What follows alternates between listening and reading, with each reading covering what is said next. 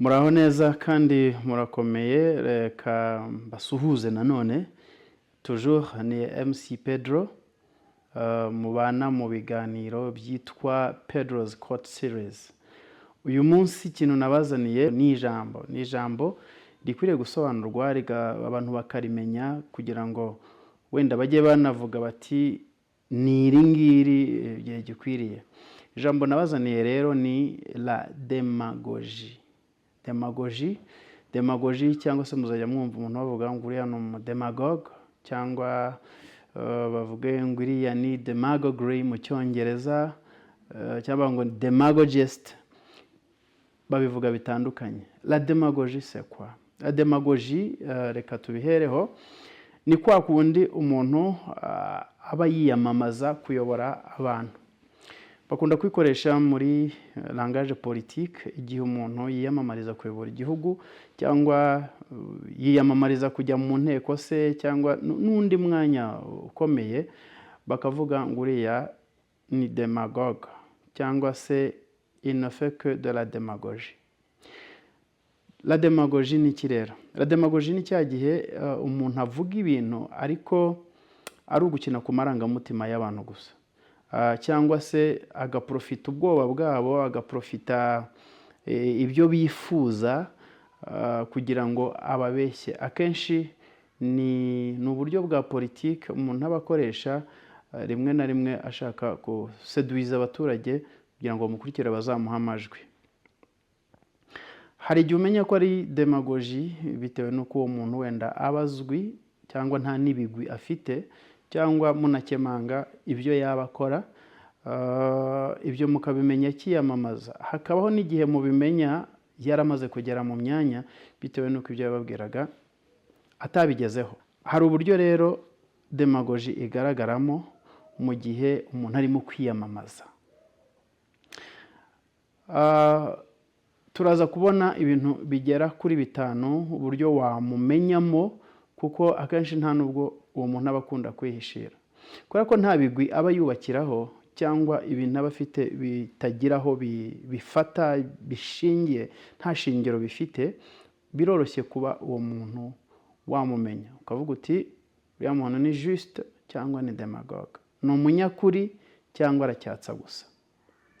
Reka rero turebe ibyo bintu bigera kuri 5 byatuma umenya ko uwo muntu ari demagogue mu gihe murimo gukurikirana electoral campaign, mu gihe abantu barimo kwiyamamaza, mu gihe abantu baje kubabwira ibyo bazabagezaho mu migabo n'imigambi yabo, cyangwa babwira manifesto y'ishyaka ryabo, cyangwa se niba ari n'umukandida wigenga, uzamenya ko ari demagogie gute.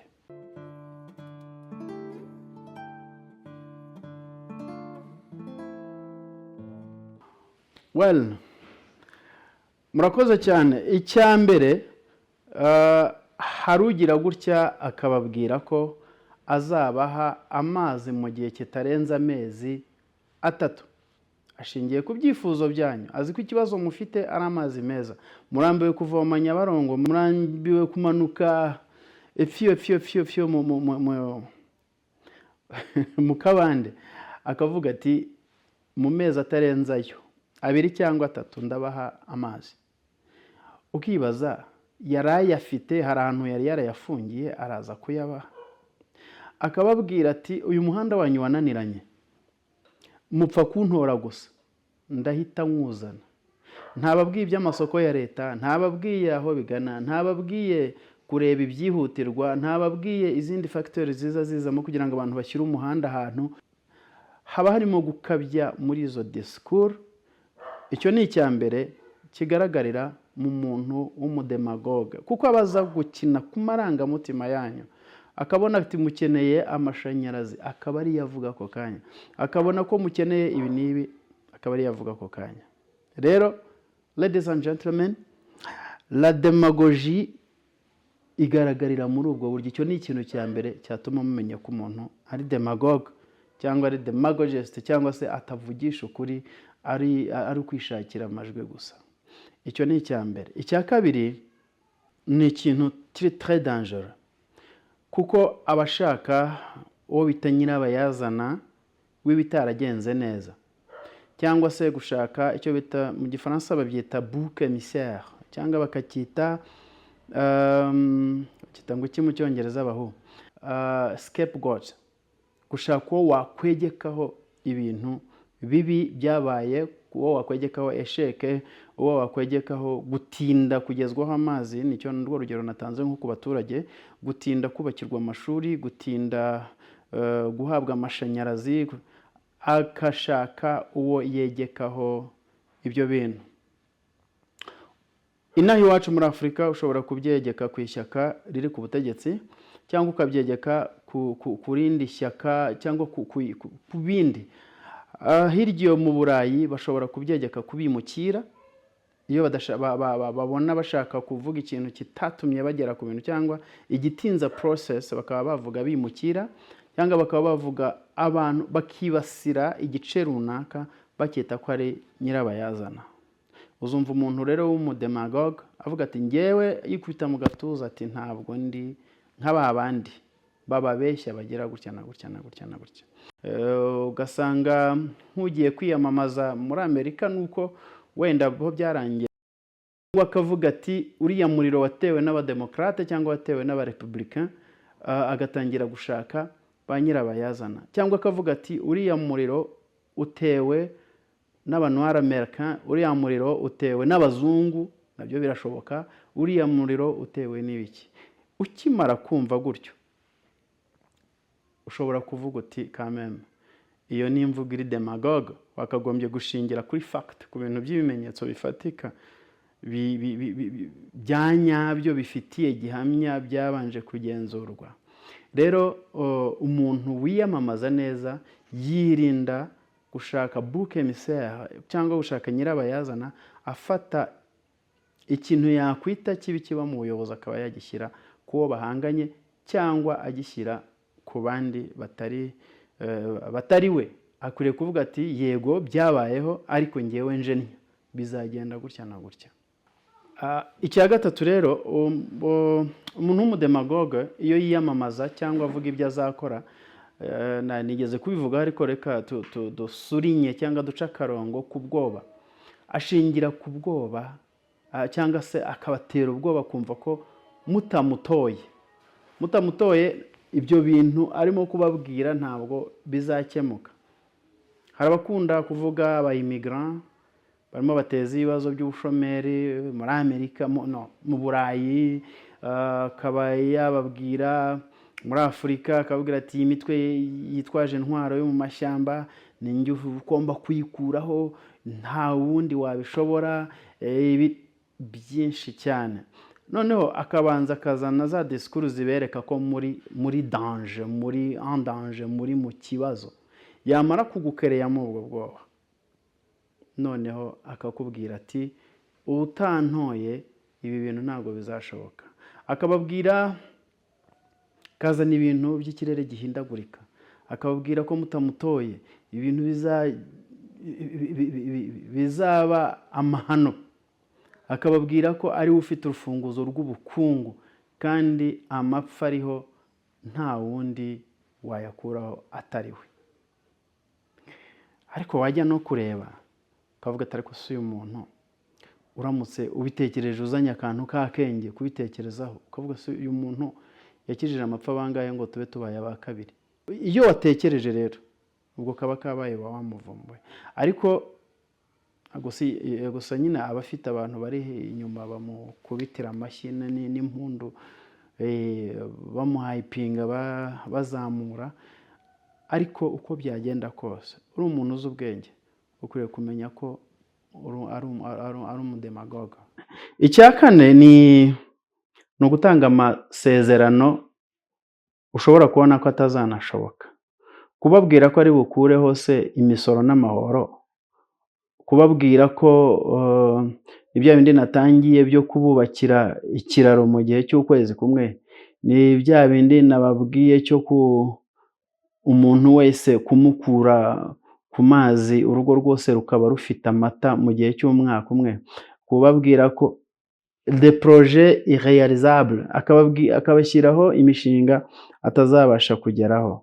rero iyo atangiye kuvuga ngo nzagira gutya nzagira gutya nzagira gutya nzagira gutya, ntitujya tubumva se? Ntitujya tubumva umuntu akababwira uburyo namara gutorwa segondere yose uko iva ikagera izigira ubuntu, hanyuma yamara kwigira ubuntu kaminuza bose bakajya akazabakubira 3 buruse bahabwa, noneho 1/3 kikaba kitazishyurwa. Ibyo bintu bikombinye gutyo, uburezi bw'ibanze bw'imyaka 12 bushobora kuba ubuntu, ariko ukongera ukabwira ko kaminuza yose uzabakubira 3 buruse kuyo bari basanzwe bafite, hanyuma noneho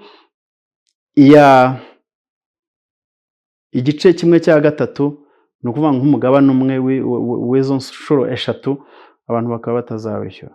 Ni ibintu bisa n'ibyo amaproje uba ubona agoranye, ariko bakayavuga kugira ngo abantu bose yireherezeho abaturage azagira amajwi. Cyose icya 4, reka mbabwire icya 5. Icya 5 ari nacyo cya nyuma ni agira gutya akazana amacritique, akazana kunenga izindi institution avuga ko nta kintu zakoze.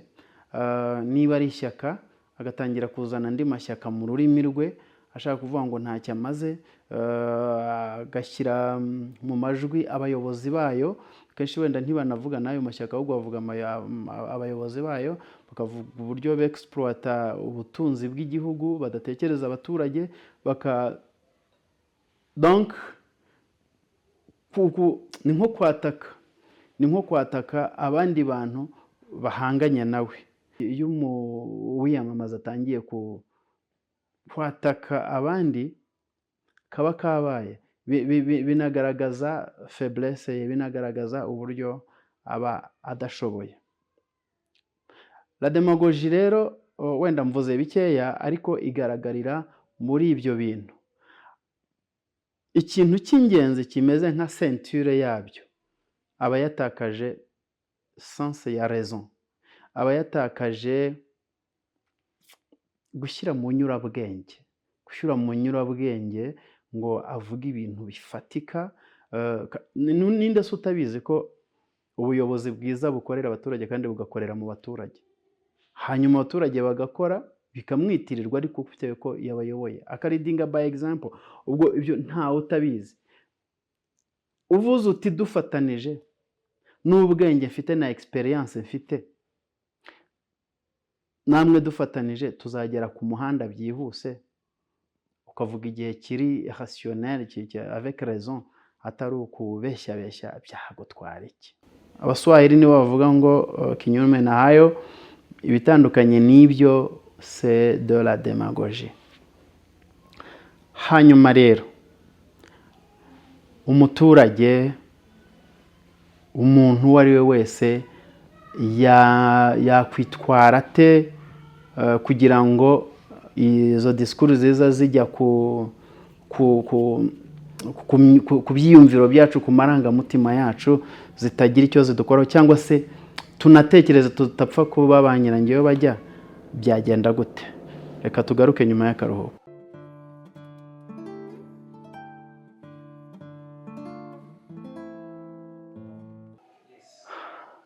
Tugarutse rero tubabwira uko mwabyitwaramo kugira ngo mumenye ko uwo muntu ari demagogue, kugira ngo erega buriya umuntu muba mugiye gutora ni umuntu uzabagirira umumaro, ni umuntu ushobora kubasubiza inyuma mu iterambere cyangwa akabateza imbere mu iterambere.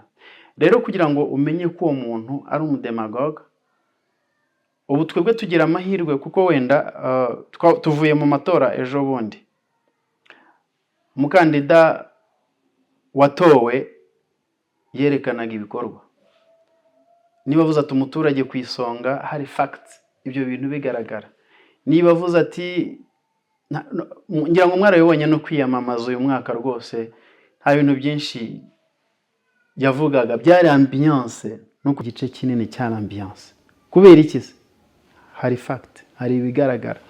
ntanze urugero rw'iwacu kandi ijya kurisha ihera ku nama niko bavuga.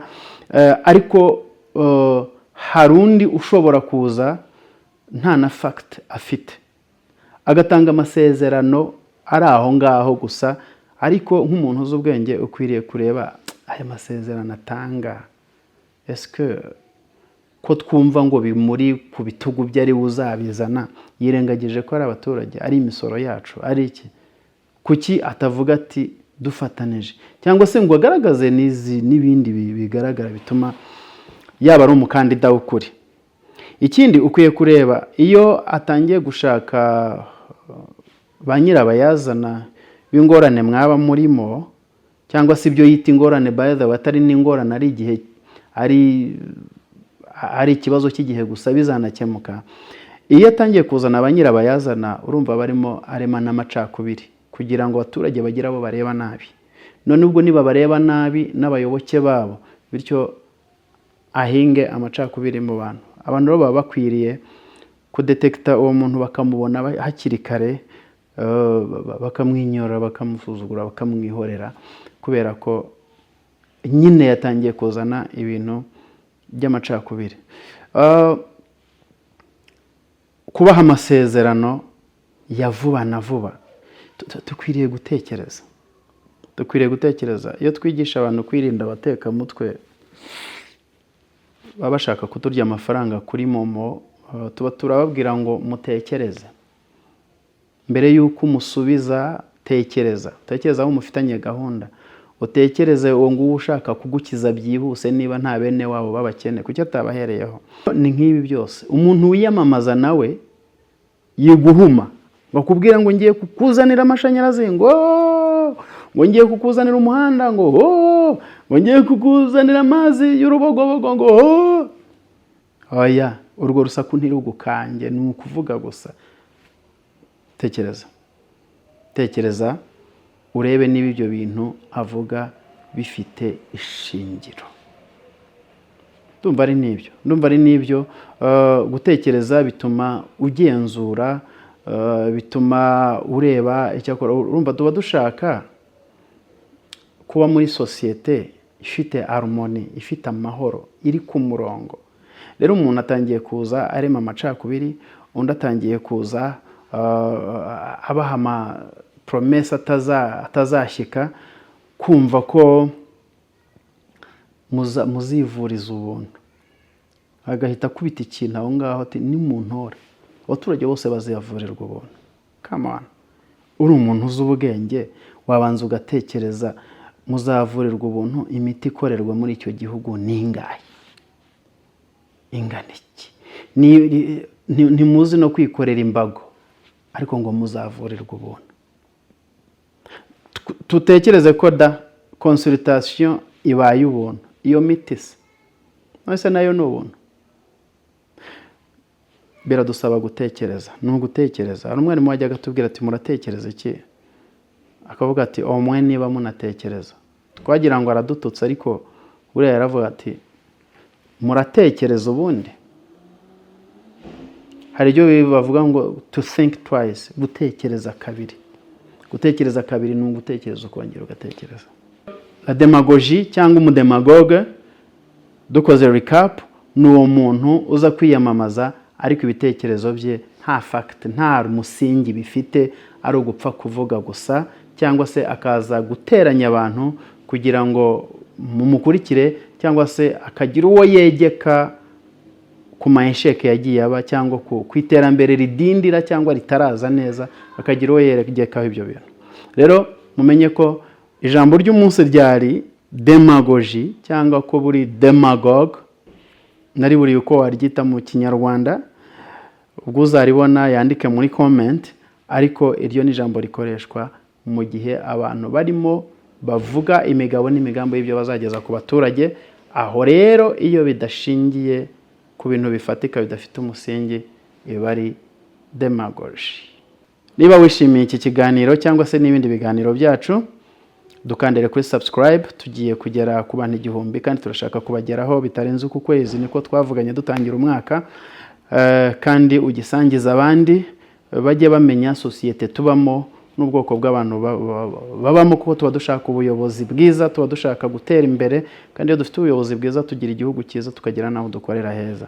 Gisangiza abandi, ukande kuri subscribe, ushyire mu comment, ukomentinge, utwankuraje, kandi utubwire n'ibindi bintu twabaganirizaho, hanyuma tuzasubira ubutaha. Ukande no kukazogera kugira ngo ibiganiro byacu ujye ubibona. Dukomeze dufatane urunana, dutere imbere. Murabeho, murakoze.